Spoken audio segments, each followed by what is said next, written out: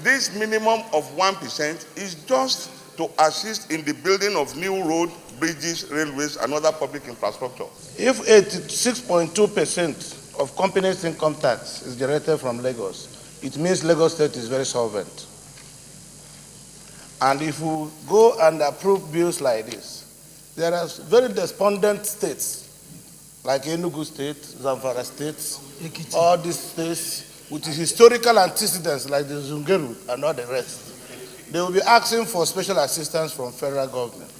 The bill had, however, suffered a setback in the second reading in the Senate, but it seems this will not be the end of the matter. Bills and motions and things that are taken up at National Assembly are not only taken up once. They can continue to be represented until such a time when the senators believe that it's time for them to do it. And I believe it is now time for us to reconsider that bill.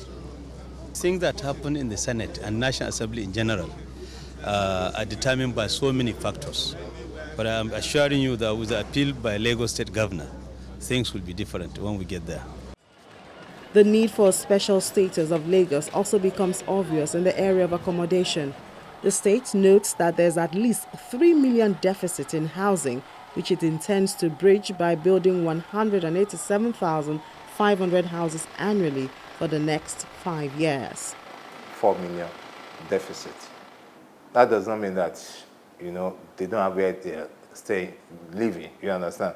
But we are talking about the density.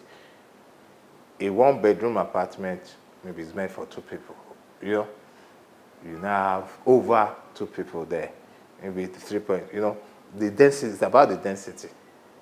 You go to some areas where you even be shocked at the number of people coming out of the household or the building.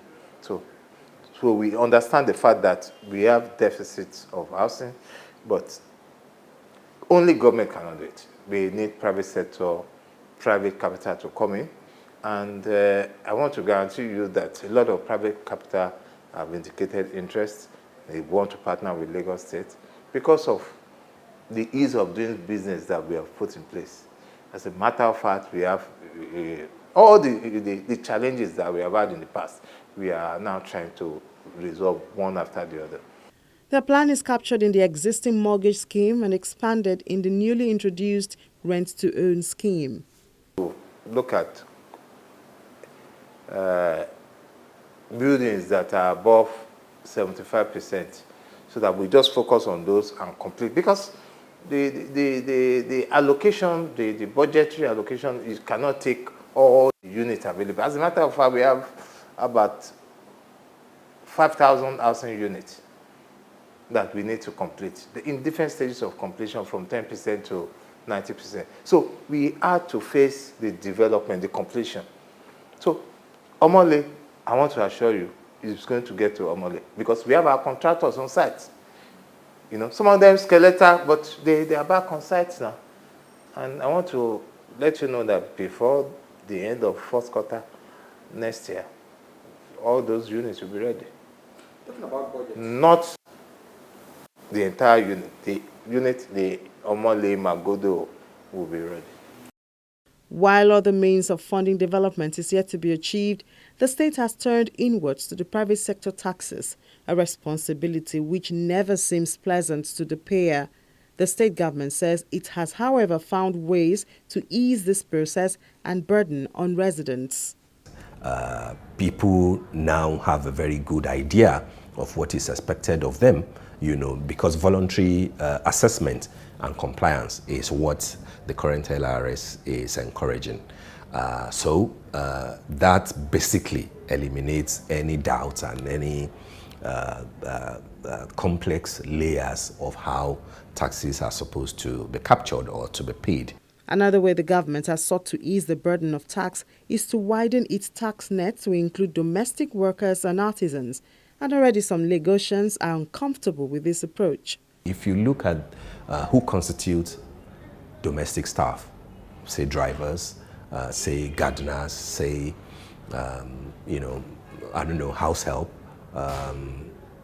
do you get paid? Because it's only because we look at them as undeclared workforce. That's why people, or some people, are struggling with the idea that you need to, those level of workers need to pay taxes. But all over the world, once you are a worker, and I believe that many of them, drivers, even gardeners, etc., earn a lot more than what we know to be the minimum wage of 18,000 naira a month. Are those within the bracket of minimum wage exempted from paying taxes? No, the answer is no. I mean, even at 18,000 a month, if that is how much you earn, there is a component of that you go, as taxes, as your income tax. And therefore, if you and I, have got domestic staff, it is in the interest of the state and in our own interest to have those people captured as workers in Lagos State, because you are, by engaging such people, you are also providing opportunities for them to work, to earn a salary, to look after their own families.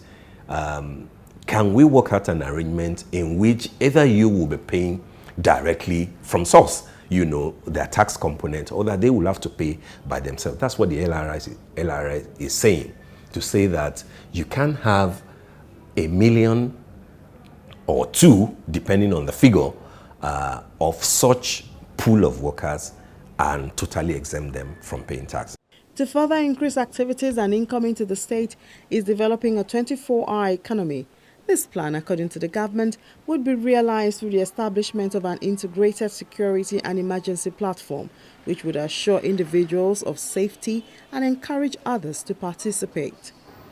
Just go to maybe downtown Lagos, somewhere maybe in Shomolu, somewhere maybe in Nisaleko, where you have everywhere lit up. Apart from reducing the crime rate, you also, that's even the madam that is one corner, maybe frying akara or something, is able to, initially before now, maybe we have closed by 6 p.m. or 7 p.m. Now the person is able to stay longer. There's more patronage and there's more money in the economy.